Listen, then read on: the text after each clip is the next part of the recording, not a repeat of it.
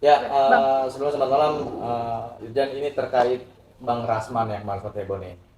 Dia kan kemarin sudah disiarkan oleh MA pencabutan basnya ya.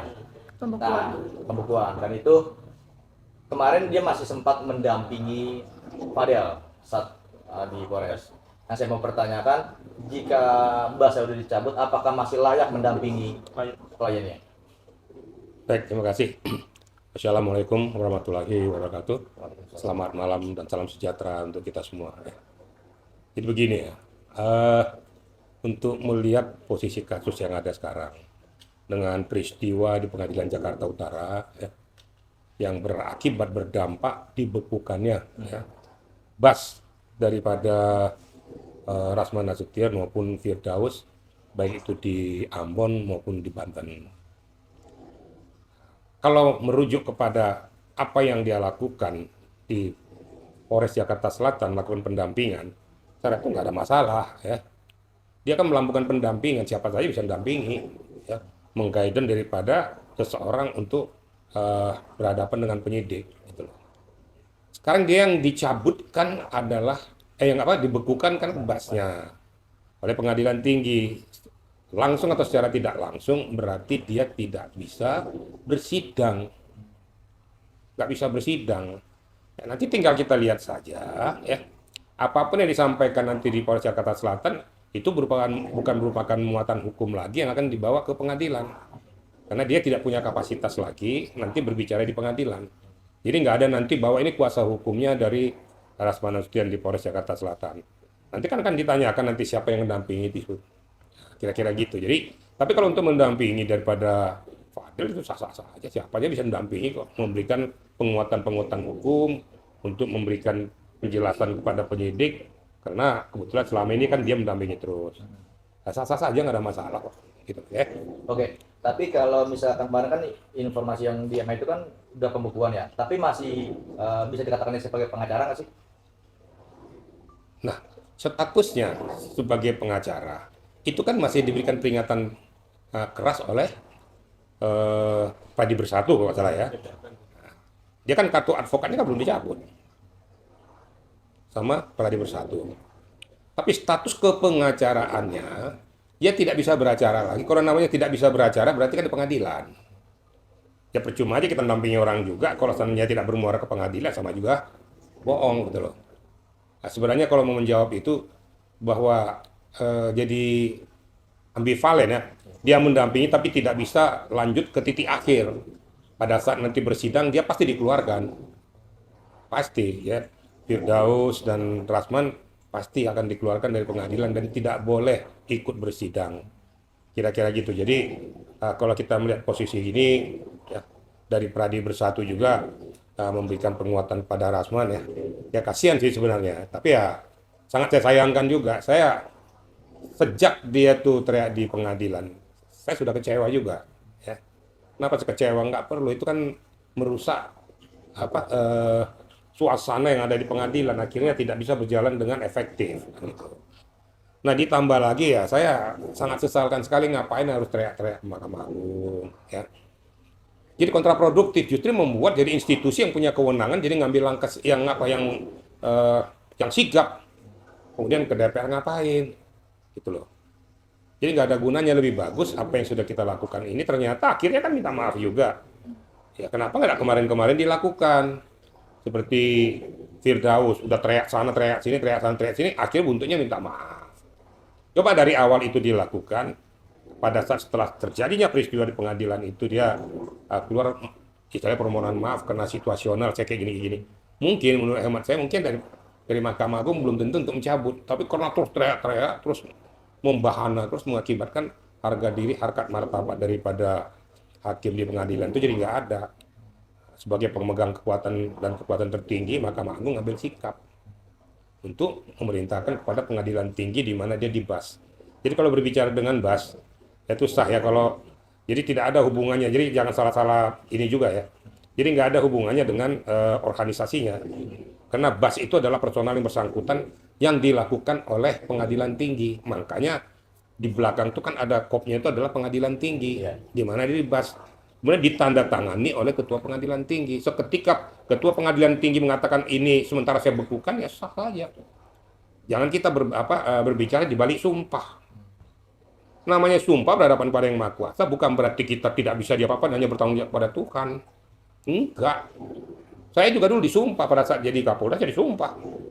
Tapi kan diganti juga.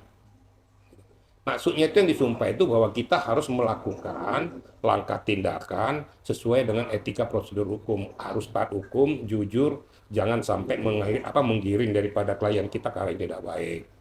Kemudian tetap sportif, tetap menjunjung tinggi hukum, patuh pada hukum. Itu kita disumpah. Jangan kita jadi berbelok daripada ilmu pengetahuan yang kita miliki untuk mendampingi klien. Jadi jangan sampai kita itu pengacara itu jadi merusak acara gitu loh. Pengacara itu betul-betul firm. Maka saya katakan berkali-kali, seorang pengacara tidak kebal hukum. Satu. Yang kedua, posisi dan status pengacara adalah membela hak klien, bukan perbuatan klien. Ini saya luruskan dulu gitu ya. Jadi biar kita sama-sama tahu gitu loh. Jadi jangan kita merasa pengacara suka-suka kita, jangan juga. Enggak ada yang kebal hukum.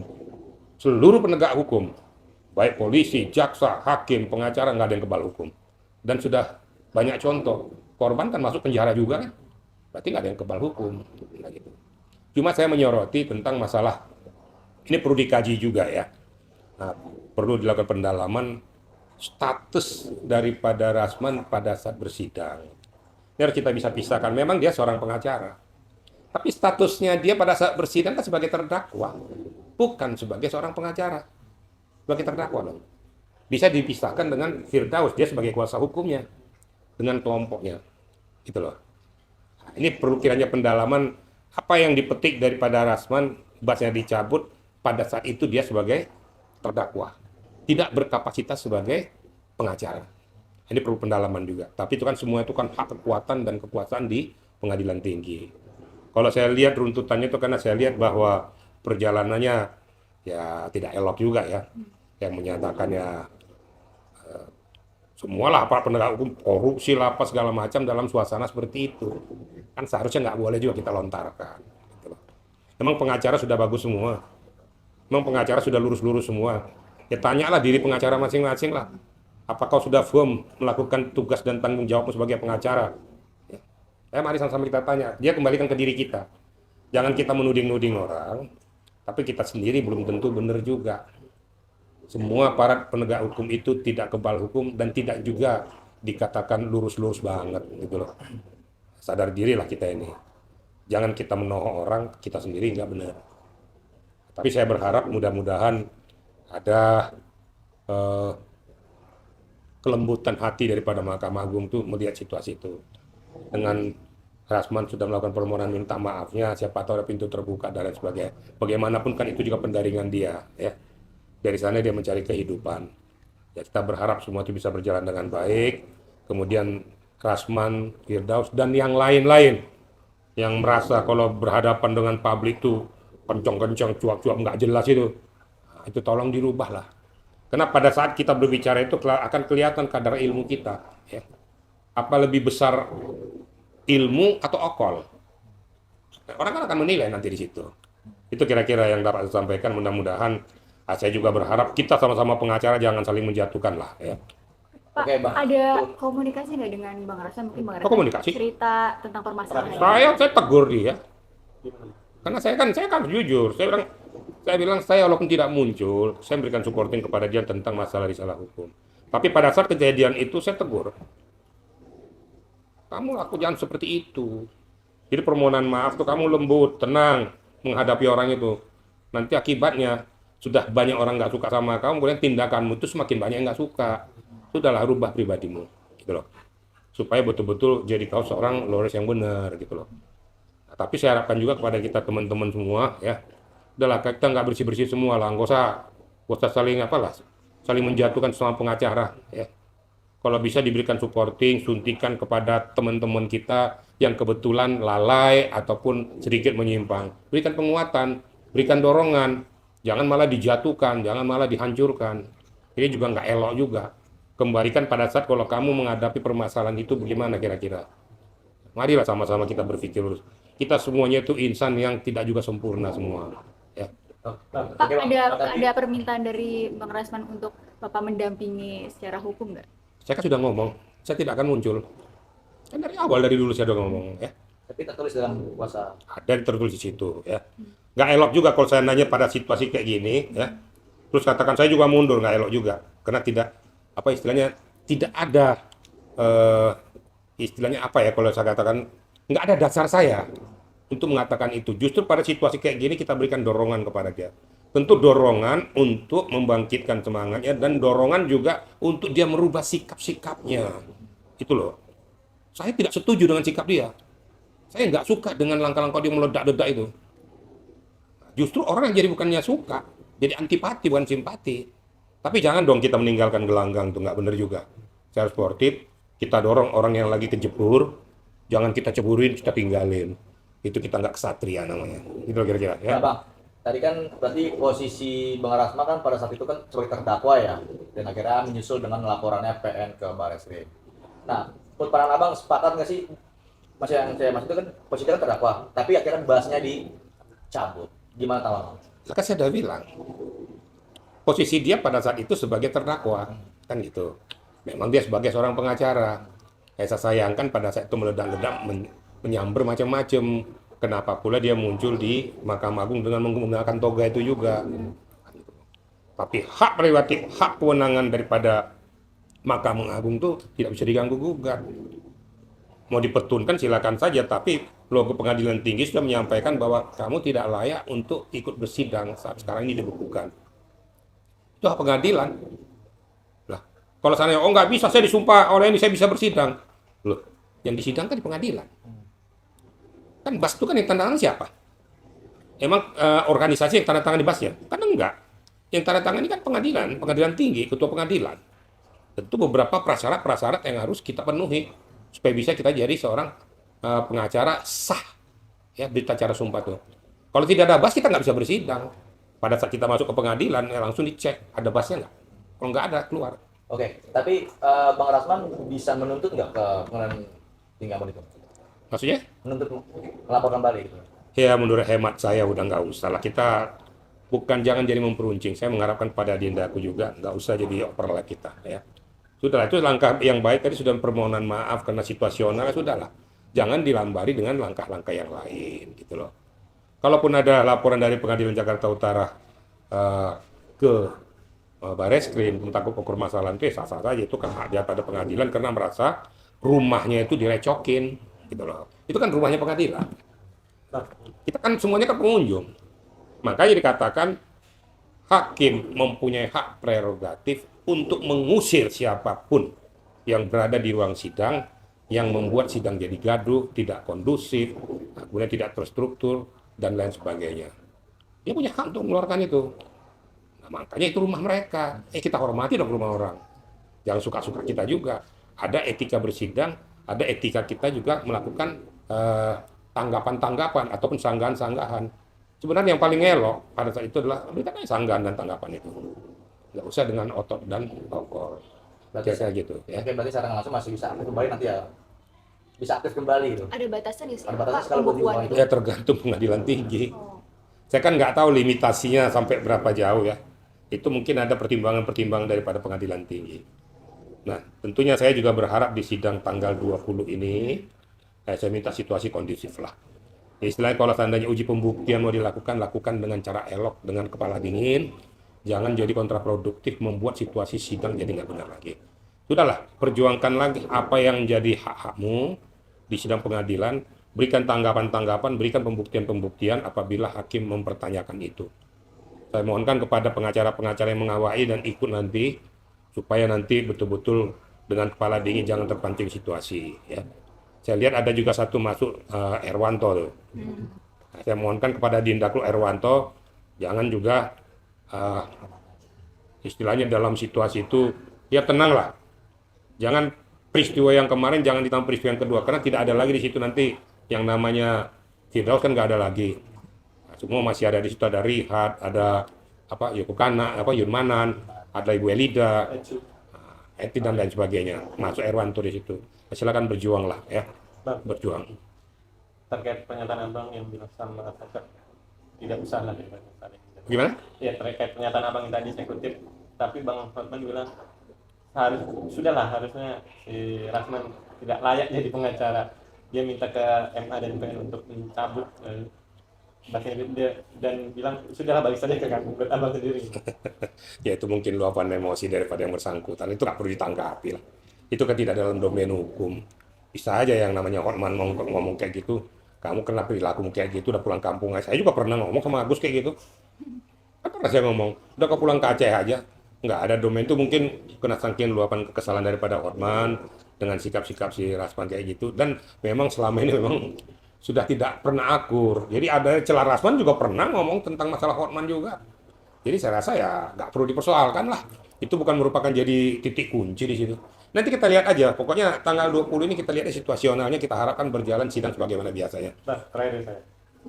Tapi abang setuju hakim berat sebelah, majelis hakim berat sebelah. Karena di awal dari sidang pertama ketiga itu terbuka dan tiba-tiba Bang Hotman datang jadi tertutup. Buat abang sendiri. Dugaan. Kita jangan menilai orang. Ya. Saya nggak mau mengatakan itu hakim berat sebelah. Ya. Itu sudah keputusan, memang itu hak prerogatif daripada hakim. Kan dari awal saya sudah nyampaikan, untuk meminimais ini, tadinya saya berpikir alangkah eloknya kalau hakim memberitahukan dulu. Karena selama ini kan berapa kali sidang kan terbuka. Kenapa pada saat ajang pembuktian tertutup? Itu hak daripada hakim, mau dibilang tertutup, tertutup aja. Tapi lebih dulu disampaikan supaya tidak dalam suasana seperti itu. Akhirnya kan jadi gaduh. Tapi semua pun itu, apapun peristiwa di pengadilan, itu hak prerogatif hakim. Hakim mengatakan tertutup, terbuka, itu hak dia. Saya kan mengatakan tadi itu meminimais supaya jangan timbul kegaduhan. Karena serta-merta tiba-tiba diputuskan ini sidang tertutup karena hal-hal tertentu. Kan gitu kira-kira. Jadi ya mudah-mudahan lah hakim juga memberikan peluang-peluang kepada kedua belah pihak untuk saling membuktikan. Mari hukum kita tegakkan, semuanya kita melihat dengan kepala yang lurus dan dingin dan jangan terprovokasi dan memprovokasi. Itu loh. Saya minta ya netizen juga jangan nggak ngerti hukum tapi ngomongnya lebih pintar dari hukum gitu loh. Nggak tahu, saya nggak kadang-kadang ketawa aja tuh kan. Ngomong belepetan aja. Apa yang di kepalanya yang ngerti juga kagak gitu kan. Tapi itulah, itu kan hak daripada netizen. Asal juga kita jaga, kita orang timur, kita jaga adab. Kita jaga etika. Kalau seandainya kita diperlakukan kayak gitu, kamu bisa terima nggak kira-kira? Kembalikan ke diri kita. Ayo sama-sama kita berdoa, mudah-mudahan tanggal 20 bisa berjalan dengan baik. Apapun keputusan hakim, itulah yang terbaik. Ingat loh ya, apapun keputusan hakim, itu yang terbaik. Mungkin menurut sebelah pihak nggak terbaik, tapi itu yang terbaik. Kalau tidak setuju, ya nanti naik banding aja. Nggak setuju lagi, kasasi. Walaupun saya itu sebagai salah satu wasit, saya harus netral gitu loh. Karena saya tuh selalu mengatakan, hukum harus ditegakkan, saya harus berada di tengah-tengah. Yang benar saya katakan benar. Seperti tadi katakan jaga Jakarta Selatan bisa, kenapa tidak? Itu kan sah-sah saja gitu loh. Nah, saya mohonkan juga, ya tolonglah jangan juga para pengacara ikut-ikutan membuli lah. Salah, kamu juga nggak sempurna juga kok. Jangan giliran kamu nggak suka sama orang, kau hajar juga. Etika kepengacaraan kita di mana gitu? Kita sama-sama pengacara loh. Kalau dalam pasukan satu batalion kok ada yang yang berantem dalam satu balik, nggak benar juga kan? Ya gimana nggak diserbu orang mati gitu kan? Karena nggak solid gitu loh. Ayolah solid lah para pengacara. Kalau ada teman-teman kita yang kira-kira yang kurang pas, kita berikan guidance, kita berikan masukan. Jangan kirain saya di belakang saya nggak berikan masukan sama Rasman loh, saya marahin loh dia. Kamu nggak boleh begitu, kamu tenang dikit kamu. Ya. Itu kamu justru karena kamu sudah orang tidak suka, makin tidak suka karena perilakumu. Makanya dia jawab kok. Aku sudah tenang bang, waktu ngomong kemarin saya tenang kok. Itu kan saya yang ngomong itu. Kamu tenang, terstruktur, jawab aja. Kamu orang berpendidikan. Tenang aja, Jo. Kau kenceng ngomong dengan pelan ngomong sama aja kok. Muatannya sama, justru pada saat kita kenceng berapi-api, ini transponder otak ini jadi nggak terkontrol. Hilang kendali ya. Nah, hilang kendali. Nah saat hilang kendali itu dimanfaatkan oleh lawan. Ya mari sama-sama kita berdoa, mudah-mudahan berjalan dengan baik lah. Kita doakan ya biar Hotman maupun Rasman bisa menyelesaikan dengan baik ya.